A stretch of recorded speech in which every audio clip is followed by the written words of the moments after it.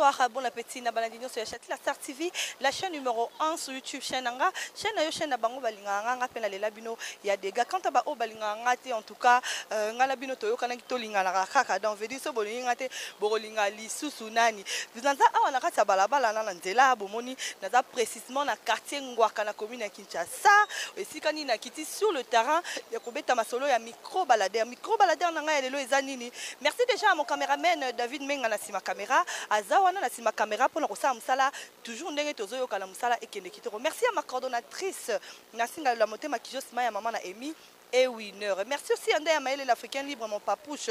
Merci à Messe 001 Adolphe Mbodo babi esprit supérieur na bango toza ana mabele toyoko luka miko balade to mekampe ko tuna ba jeune fille ba maman ba papa aussi poto luka mpeto yeba to ya ba fille mère est commis élevé na Kinshasa. Pourquoi ba fille mère bazobote belé bazobala mingi te.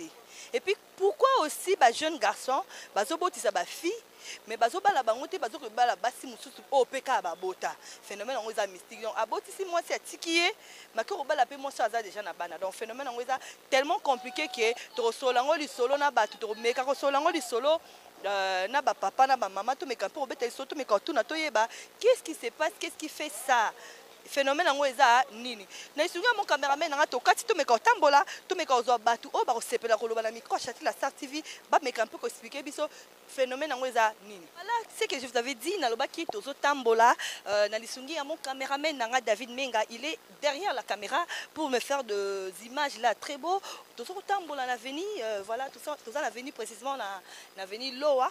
Et si quand il tambola na caméraman nanga to meka un peu ko luka batu nini o ba ko meka un peu ko solo là. Quant à moi je vous aime tant, je vous aime beaucoup to moni oui ça atelier de couture to meka un peu ko kota balobi bonjour mon caméraman nanga to ko kota bonjour to ko solo mom qui est problème te. Mon caméraman n'a pas de problème. Na évité ce tout sur la carte. Ah, tout petit malibanda, je sais pas. Libanda c'est mieux pour un peu de lumière. Car ah ouais, et tellement madame, s'il vous plaît. Voilà, terre internaute. Nous sommes là. Bonjour madame. Bonjour madame. Tokoye bakombo. Molanga Valeka Maya. Valeka Maya. Oyo eza micro ya Chatila Star TV, eza chaîne à YouTube. Tozo tambola toza moi si j'ai mon ya muke to meka otuna ba jeune fille ba maman to koyeba est-ce que Valeka Maya abota non te non abotité pourquoi na nobotité bon babota aboité tozo zela temps ya Nzambe et puis do bota ko bota diversification to botika n'importe qui boy c'est pas bien. Merci beaucoup mademoiselle Nabiso aboti na noté si je Nabiso ezali que ba fille lelo na Kinshasa bazo bota baza bana moko mibale misato mais on va se retrouver azana libala te et puis mibale o bazo bota bango bazo kendo bala peka basi o babota parce que pour na yo phénomène wana ko lo bango ndeni bon phénomène na Kinshasa comme vraiment ebelé tozo mona ngo bon tozo batele pourquoi ezo ta bozana moi sina boza kina boboti te boza bon dans en bon terme boza bien.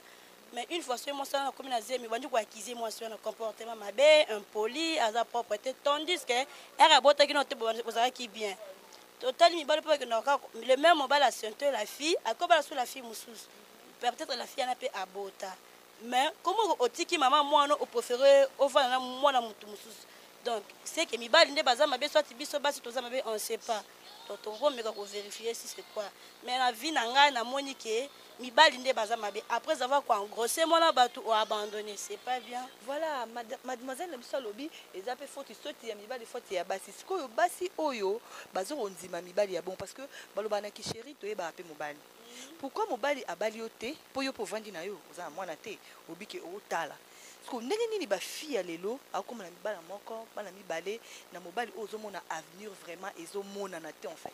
Bon de ma part pour nanga eza nous condamner mingi bandeko na biso basi balingi ko sala te baza molimo ya créativité te alingi abimi azwi mbongo pa mobali allié tandis que ozoki pa mobali bongo on peut se mbongo no fele te donc eza l'intérêt dedans donc bana bandeko na biso basi ba meka un peu ko bongisa eza te ke mobali alingi lelo nyonso esalami lelo non batala mobali atala mobali façon ya zali so moi que ça ne va pas ti ki mobali okende moi so abota moi ça peut-être ezaka un peu différent oboti moi li bon col au bengo li baku tandis que mibale ya mobali olingo bana misatu 4 donc c'est pas bien mpona nga baluka eloko nini bakoki osala bacréer eloko nini mo po azala indépendant à cause de prendre mobali te à cause a besoin mèche besoin suki ne asali ye moko donc mpona nga nakoki oloba vraiment bon. Merci beaucoup, Madame Alobi.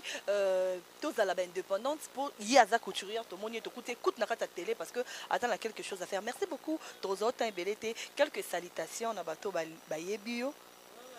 Na pesi mbote nanga d'abord na famille Maya, na saluer belle sœur nanga na Singalula, Pauline, ba grand frère nanga donc famille tout Maya et puis mes copines na CPL. Merci beaucoup. C'était là Valé Kamaya qui un peu coupé ça éclaircissement sur le FIMER, taux de élevé de FIMER à Kinshasa. Nous allons continuer, David Menga. Nous allons continuer, tu mets un peu Luka Luka.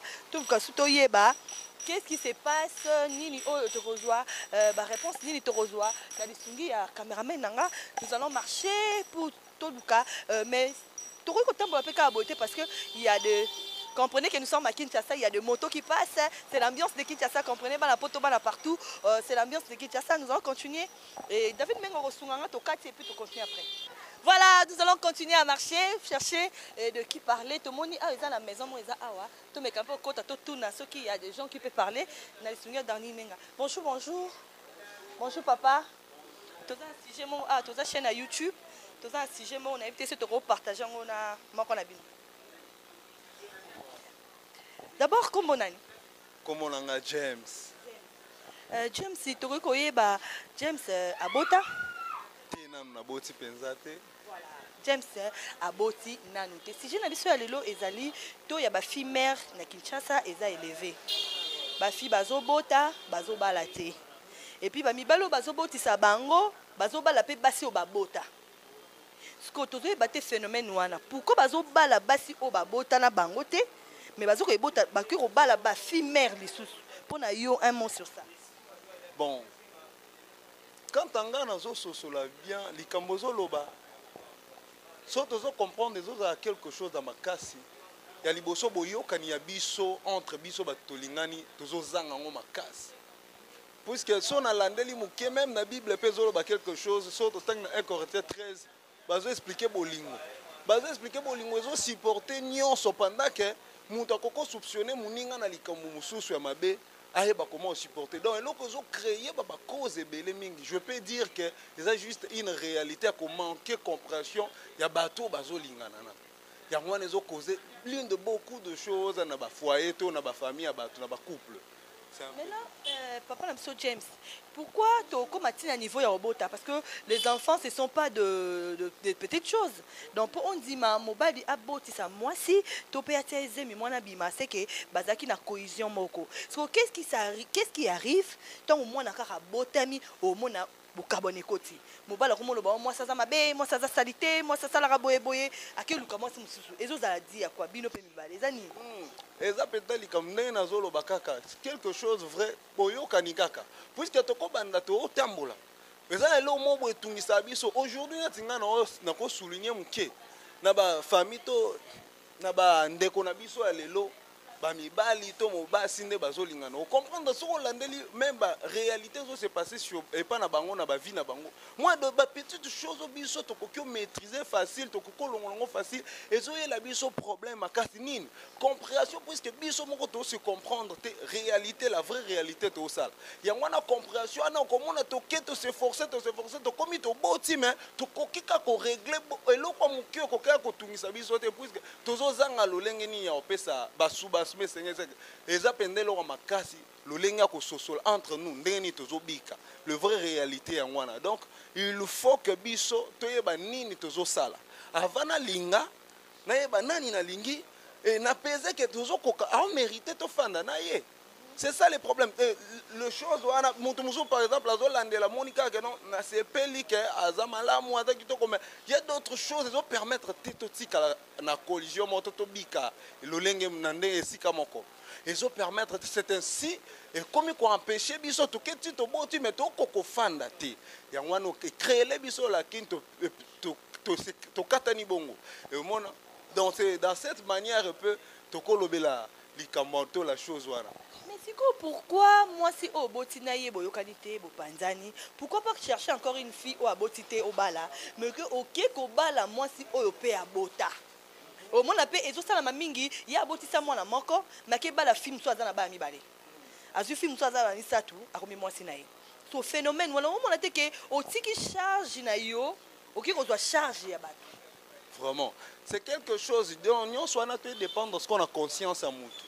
Le lenge mutawa comprendre puisque d'ailleurs na commettre gaffe à liboso na kondima tena ya kokende na sa susu gaffe mi balé c'est que il le faut ngana comme conscient yango nazolo beloko liboso ezonyo ko la biso ba jeune lelo bande kwa lelo ça juste toza conscient na auto sala toza emporté na ba sentiment c'est ainsi ça empêche la personne à ça quelque chose à ça donc choix ou esengeli yangwana eloko makasi il faut to bando sala conscient to bando sala likamno non sala avec conscience près na bi que oh non sala est mérité te on a sala eko simba donc muta ko pona eloko na sa sentiment donc bazo pona biloko na sa sentiment puisque ils sont utilisés dirigés par la sentiment c'est ça et ça quoi empêcher vraie réalité et ça la mandenge sengeli.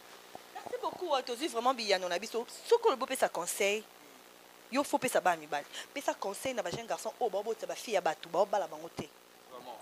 Na ko pesa bande ko na biso conseil makasi vraiment.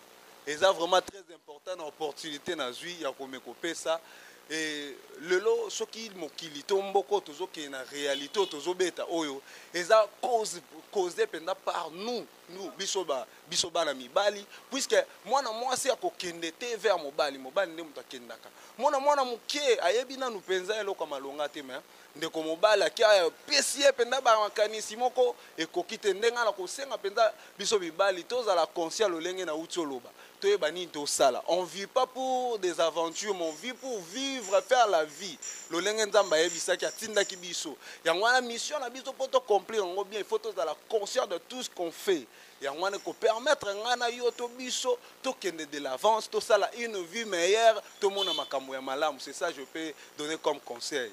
Merci beaucoup pour le conseil. Quelques salutations na bateau barotala yo en travers bilili o pe baye bio na o pe baye na bango yote. Vraiment j'ai aimé na souhaiter wala pena. Voilà, nous avons dit que tout continuer kozwa ba quelques bateau ba mais un peu ko le ba sujet. Bonjour maman. Bonjour. Koye ba kombo. Kombo langa Adèle. Adèle to tambo na micro ya Châtila Star TV chaîne à YouTube to za moi sujet moko mukie to into partager na yo. Léon na Kinshasa ba fille mère ba comme belé au mon jeune fille boisin ba mi balé misatu motala bo balité ce que tozo ba te phénomène wana ezo utana nini phénomène wana ezo uta partir à comportement ya mi bali to ya basi bon ce peut tali bien basi na mi bali mingi ba olex mabe ba za mi bali pourquoi aibi déjà que a ju moi so na yenda bandi na yé na pasi à souffrir na yé aza ta reconnaissant. Attends, moi, ça n'est pas bien, mais reconnaissant, il y a mon corps, maman, il y a Sarah Ponay, à Botinaï, à Tiki, et à Bientin. Maman, lobi, mi bali basa ba reconnaissante. Mi bali mususu pe ba lobi nanga ba tini ba pel ba lobi basi, ceux qui au botina nous tous jeunes filles aux un comportement bien. Tant au boti lelo, au comme ko se prendre pas mobile, au comme impoli, au lingi sous famille mobilité, ya ngona ebele pe ba ba la binote. Non, mutabe ba partir à muto, parce que toi battu. Mutabe ba partir à muto. Tant pas mon équipe na ki chéri ba ça qui bien. Tant à boti moi là. Amoni yé mabe akomi ko na pe ba ono babotité est-ce que yé pas aux akana amour wana a changé totalement changé parce que yé azaki no fidèle na amour o azaki no na mobile tena za na mobile nanga tia zwa ki zemi abota po azaki na boninga mobile c'est pas na boningo ta ko ne pe olongola zemi wana atali amour bolingo bazaki nango yango epusaki amema 9 mois akende na maternité abota amema mwana supporter eza bolingo siko yo mobali oza reconnaissant te talanga pe souffrance wana ti. Merci beaucoup. Mibali baza malamu te mais quand ndenga botisi atiki ona bana boy akiko linga mwasi aza na bana mibali misato akomine ko sa ya mwasi wana na bana na ye tamsu o azokipe yo te conseil pour na mibali mais ça faut ça faire. Pourquoi pas que soit moi na moko boko la et que boko la moi la mutu susu. Pourquoi pas boko bando ko fan dans la moi suna yo moi na bino bo continuer à venir na bino bo sa foyer na bino la moi na yo na moi sina yo na bana mususu nzamba opesa bino o préfère tika moi na wana OK ko boko la bana mususu mais ko le la pe à moi na wana nzamba pambolo te nzambe opambola te carrément vraiment nzambe opambola te nakolela mwasi wana mpe nzambe opambola te. Merci beaucoup maman Adèle apesi biso vraiment réponse à kitoko mais soki babopesa conseil na biso basi oyo lelo basi mpe ebele toza bavictime ntango mosusu mobali azali nde na mposo obota te yo motema olingi mobali ana mingi ozwi ka azemi mpo okanga ye nde bakoma oloba mpona akanga mobali mais lelo otikali na bana mobali ana akei na ye conseil mpona bafille wana. Bon conseil mpona bafille basala makambo wana ntango tia sala eloko wana ye moko apporte garant na likambo wana ye moko moto alukaki yango mais oyo mobali apropose mwasi mobali mpe apporte garant wana vraiment oyo mwasi ye moko olingi ntango yo moko oluki eloko wana fo asime ki responsabilité wana mwasi ntango aluki biloko ya bongo ayeba sor na elobi.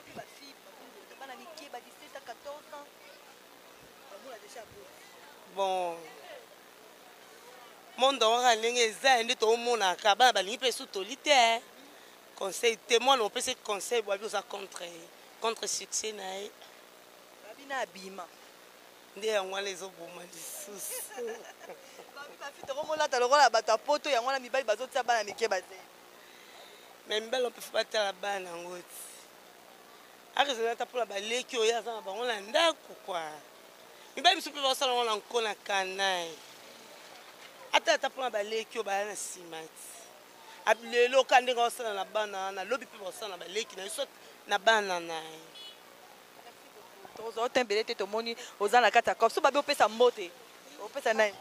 Bon napesi mbote premièrement na chaîne ça va kani balobi napesi mbote bozala vraiment ba jeune fille surtout pour ba jeune fille bolinga mingi koyoka bo envier te parce que quoi envier nde même chose ko na mabe na ba makambo to komi regretter plus tard to regretter te to yoka mingi bakolo oja bazana expérience que tozala biso na biso topesa ba conseil moko eza inutile pour la ma conseil pour la génération na basi na mibali napesi ka mbote ye moko Chanel. Merci beaucoup Nazim Motenanga en direct Nilusinga David Menga maman j'ai la petit conseil kitoko makasi na ngaki jeune fille pe âge na bango aloba moi muke to luka pe ba jeune fille oh lelo ba komi soki ba ujana ba komi soki ba nani bango nde ba luka so ba problème na ba bima na bango ya ba Rihanna soki ya ba nani bazolata mabe makasi yango moni pe ba jeune garçon bazoko approcher bango bazocha bango bazemi David Menga to continuer to luka sous quelques battes puis David Menga to yesko ko solola na papa qui est là. Bonjour papa. Ah bonjour. Voyez ba kombo. Qu'on a maître Théo. Maître Théo za maître nini ya avocat. Il y a coiffure, et c'est un grand coiffeur. Un grand coiffeur. Maître Toza, si j'ai mon mouké à Tonito Mekapeto partager nayo, le long na Kinshasa, to élevé à ba fille mère et comme ebélé. Basi bazobota, ba jeune fille, tout peu ba mineur. Bazobota bana lelo memi balo bazobota bango bana bazobala bango te, bazoki ne ko bala basi opé ba bota. Pona yo phénomène wana kokolo bango. Bon, pour un phénomène, on est allé manque de responsabilité à mes parents. Et puis, normalement, mes parents, parce que ils soutenir sous ban, ils occupé parce que bazar en bon côté, misala malonga zalité, bon, vie et comme il passe, tu vivre quand dengoa, tu vivre na ba cop, les lois comme que moto. À ça les cop, dans une bonne même dans la société, bah fout à battuter. On comprend que bit il y a suite sur un makambo nyosu ya ngwana ezo ya pona nini. Mais c'est quoi maître celui qui lobi que situation eza malonga te. Tant muto yebi que ozo vivre na ba cop. Ozo vivre na ko débrouiller. Pourquoi kozo robotisa mwana batu mwana moko bana mibale tout compte bana misato. Après otiki. Bon, kita ngai na koloba boy. Mobali tanga zokola, moi responsabilité aux ambons mais responsabilité aux luka responsabilité on a et fait des faits au fur et à mesure aux aboété aux ana moi chéri mon boé bozala na l'essentiel que bo vivre suite papa vivre net vivre kaka au suka zemiye peut-être zemi on a bino mbale moi sina mbale bokana ki angote mais et à cause anine tant que bozala suka esenga kaka mwana ata bobota mwana siko responsabilité wana oya epa na yo parent siko oza mbongo te osani mwana wana abima na balabala lobi akomi shege lobi akomi muyibi akomi otambola na machette kokata batu tout ça kita mbongo eza te gouvernement malonga te ezofuta batu te eloko te donc mboko bato bakosouffrir. On comprend. Merci beaucoup. Merci beaucoup balobi suite ezate parce que bon ezate misala ezate mutu akobotisa mwana bato akosala nini akolesa ye nini akotangisa ye na nini po mbongo ezali te papa la bisusu babi opesa conseil na bapapa to mpe bamama oyo bazondima ata aza na eloko te mais abota kaka bana siko bana wana bazobima na balabala bazokoma bashege na balabala conseil nini okokopesa na bamama na bapapa? Bon mpo na ngai conseil nakoloba boye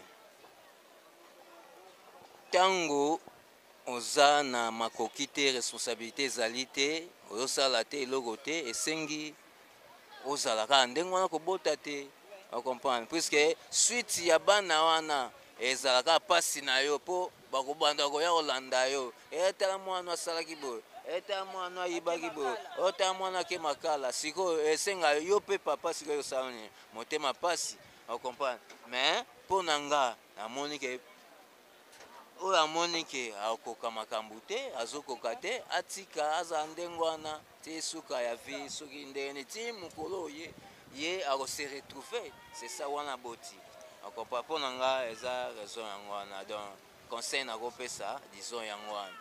Merci beaucoup. Maître ke musika te alobi eloko leki tika eza te soki omoni ko responsabilité mbongo eza te makoki eza te vanda yo moko obi esalela baprécaution oyo esalaka ke mwasi aza zemi te bapréservatif ezali bakisi ezali makambo ebele eza donc tika mwana bato tranquille papa so babi opesa mbote okopesa nani? Bon napesa mbote na bandeko na nga nyonso baali awa epuis napesa mbote na moninga na nga Ribin epuis napesa mbote na bandeko na nga nyonso bana na nga tout ça famille na nga c'est ça na bakamarade oyo toyebani na bango na baclient oyo nasala basuki oyo bayebi ngai bon napesi bango nyonso mbote un point très.